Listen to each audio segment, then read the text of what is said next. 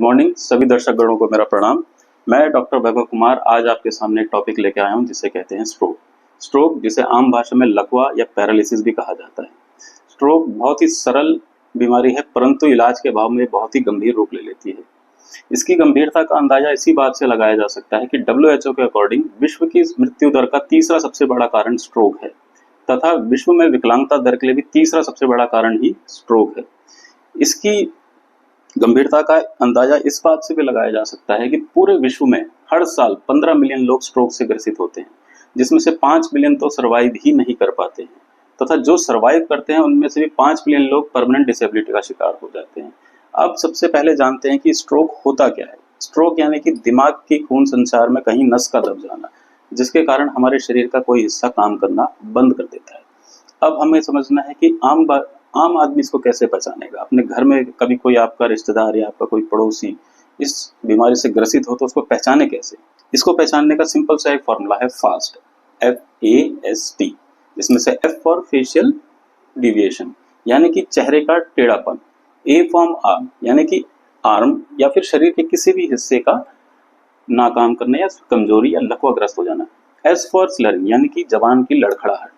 तो ये तो हो गए हमारे 3 चीज, यानी कि आपके घर में कभी भी कोई मरीज एकदम से जिसका चेहरा टेढ़ापन हो जाए या शरीर का कोई हिस्सा काम करना बंद कर दे या उसकी जबान लड़खड़ाने लग जाए तो आपको तुरंत समझना चाहिए कि इसको दिमाग में हो सकता है स्ट्रोक की प्रॉब्लम ना ही हो। अब आता है तीसरा कंपोनेंट T फॉर टाइम। अब जैसे मैंने शुरू में कहा था कि बीमारी बहुत सरल है परंतु इलाज के अभाव में बहुत गंभीर हो जाती है।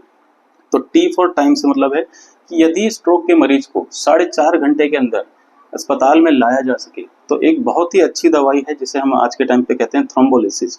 उसके द्वारा मरीज को बचाया जा सकता है तथा उसकी डिसेबिलिटी को बहुत कम करा जा सकता है। अगर हम किसी भी मरीज को 4.5 घंटे के अंदर खून पतला करने की दवाई दे दें तो हम उससे उसकी डिसेबिलिटी रेट को कम कर सकते हैं, उसकी मोर्टेलिटी रेट को कम कर सकते हैं और उसके बेटर रिकवरी के चांसेस होते हैं। अब आता है कारण कि हम इसको प्रिवेंट कैसे कर सकते हैं।